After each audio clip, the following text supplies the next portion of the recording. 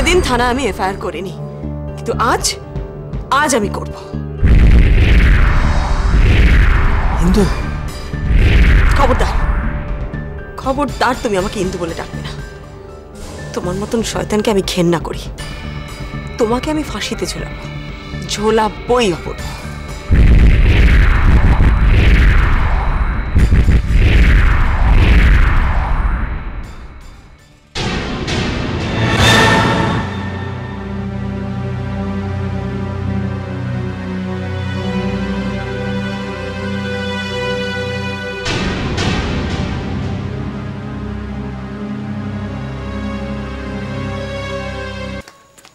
মা, কি হয়েছে? ঠাকুরজির বোধহয় কিছু একটা হয়েছে, জানেন না? কি হয়েছে? কি হয়েছে বলো। বুঝতে পারছি না। আরে চুপ করে আছো কেন? বলো কি হয়েছে। বাইরে থেকে এসে নিজের ঘরে কাউকে কিছু না বলে ঢুকে গেল। ও এই কথা, তুমি এমন করে বললে আমি তো ভাবলাম কি না কি। ও তো সেই দুপুরবেলা বেরিয়েছে, হয়তো ক্লান্ত, তাই কারোর সঙ্গে কথা বলেনি। ক্লান্ত? না মা, ক্লান্তি নয়। ঠাকুরজির মুখের দিকে তাকিয়ে আমার ভালো লাগলো না। কিছু একটা হয়েছে মনে হচ্ছে। আপনি একবার কথা বলবেন? যদি কিছু ঘটেই থাকে আমি গেলেই কি তা বলবে? কখনো বলবে না। বাবা মার চিন্তা হবে জেনে কোনো কথাই সে আমাদের বলে না।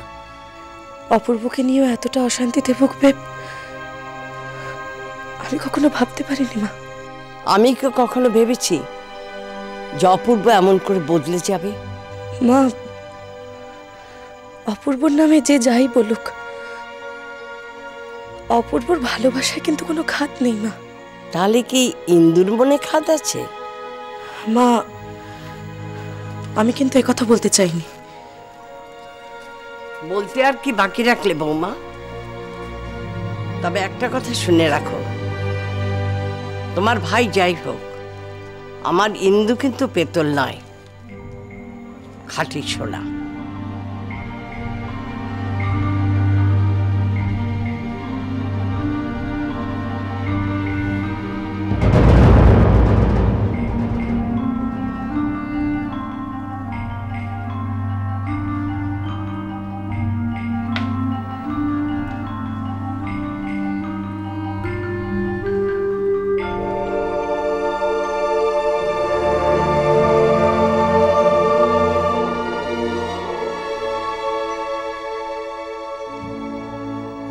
চলতি পথে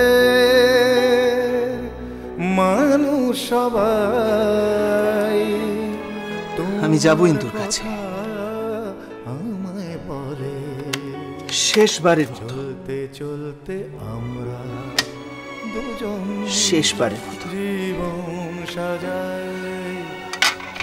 ইন্দু আমার জীবন থেকে সরে যাবে, এটা ভাবতে আমার যন্ত্রণা হচ্ছে, যন্ত্রণা হচ্ছে। কিন্তু সেই যন্ত্রণাকে মেনে নেব, আমি সহ্য করবো এই যন্ত্রণা, কিন্তু ইন্দুকে আর কষ্ট দেব না।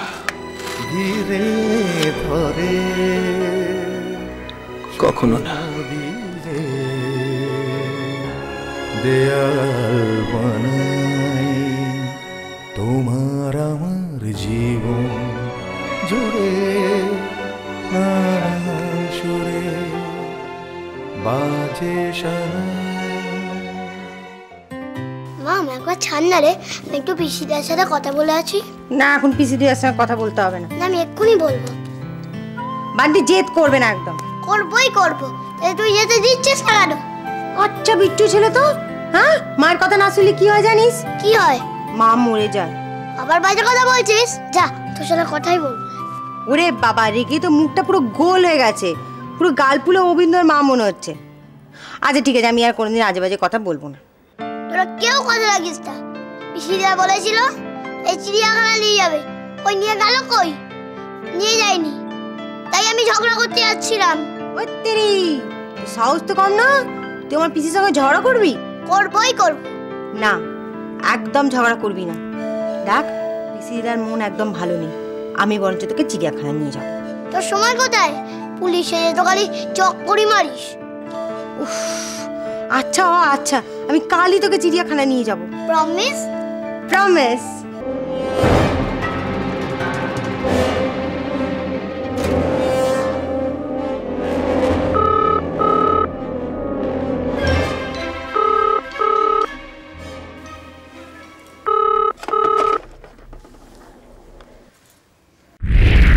হ্যালো,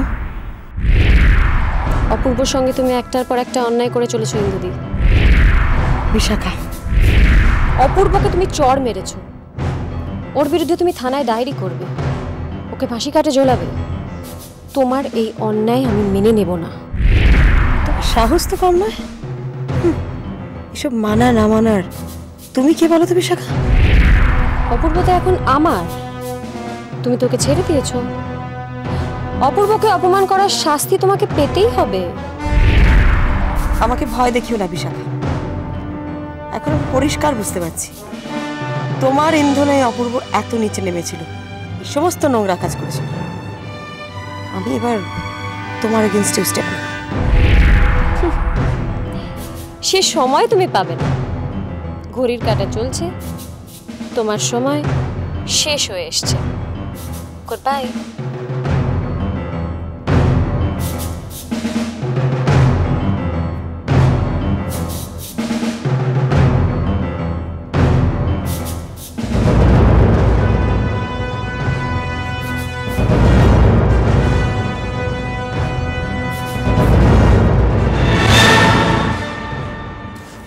কি যে হয়েছে তোমার বুঝি না।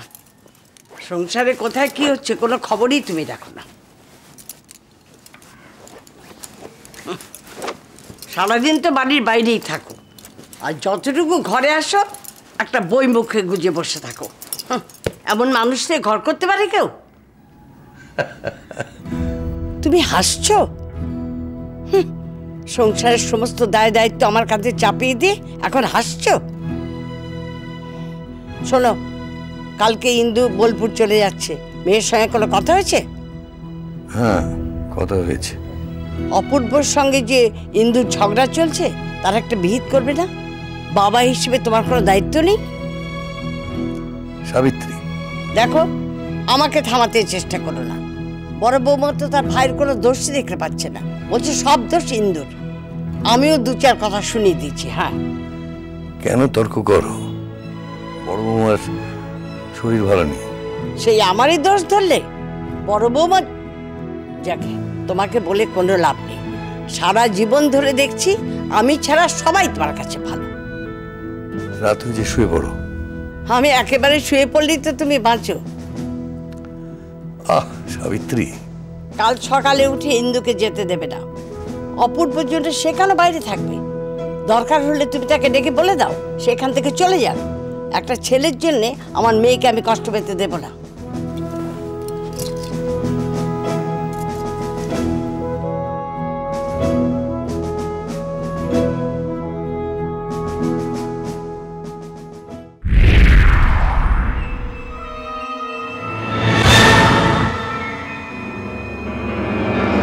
ঠাকুরজি,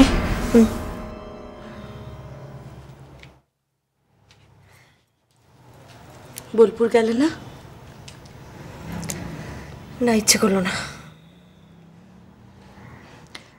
চলো, খাবে চলো, এসো। আমার খেতে ইচ্ছে করছে না বড় বৌদি, মনটা ভালো নেই। কি হয়েছে ঠাকুরজি, আমায় বলো। অপূর্বর সঙ্গে কি কিছু? সম্পর্ক শেষ। আমার বলতে খারাপ লাগছে যে তোমার ভাই, যা কি আমারই হয়তো ভাগ্যের দোষ, আমি সম্পর্কটা ধরে রাখতে পারলাম না। ঠাকুরজি, আমি অপূর্বর সঙ্গে কথা বলবো? কোনো লাভ নেই। যা কি শোনো, আমি তো বোলপুর চলে যাচ্ছি, তুমি একটু সাবধানে থেকো। আত্মহত্যা করার কথা একদম ভেবো না, আত্মহত্যা করা মহাপাপ পরবর্তী। আর পরীকে তুমি ভুল বোঝো না, রাধার মৃত্যুর জন্য পুরি একেবারেই দায়ী নয়, এটা সত্যি। ঠাকুরজি, আর তোমার তোমার অপারেশনের টাকা আমি দেবো। দাদাকে তুমি এটা নিয়ে চিন্তা করতে একদম বারণ করো। এখানে আমার মন টেকে না ঠাকুরজি। পরীকে দেখলে রাধার মুখটা ভেসে আসে। তুমি আমাকে নিয়ে একটু বোলপুর যাবে? যাবো, কদিনের জন্য আমি তোমাকে নিশ্চয়ই বোলপুরে নিয়ে যাব। যা, তোমরা খেয়ে নাও। বড় বৌদি,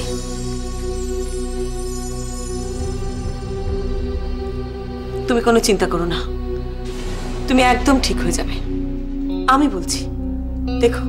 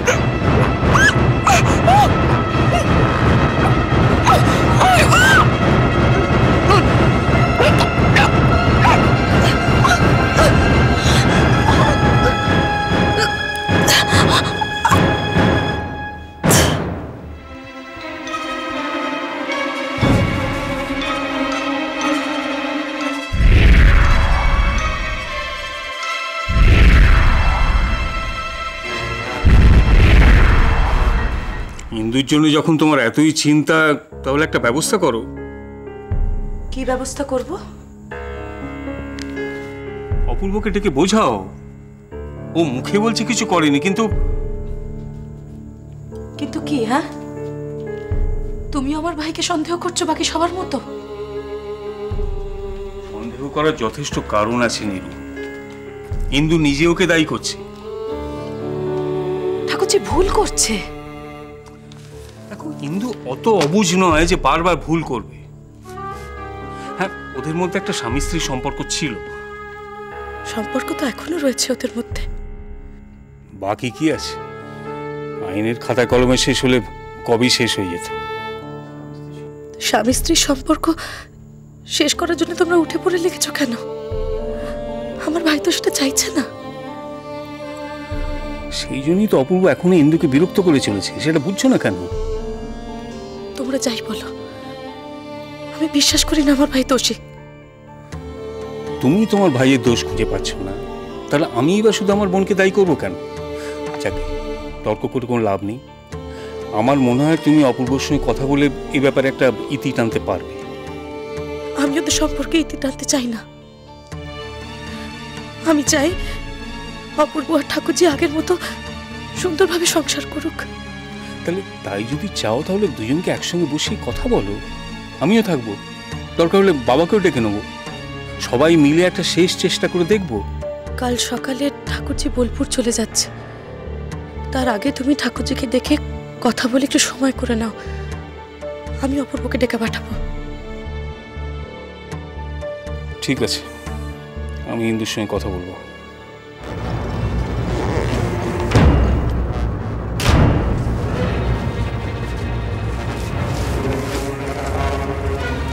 সরি ইন্দু, নিয়তি এবার তোমায় ক্ষমা করলো না।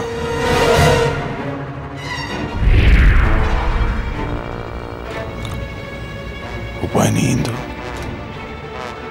যাকে আমি পাইনি তাকে আমি কারো হতে দেব না।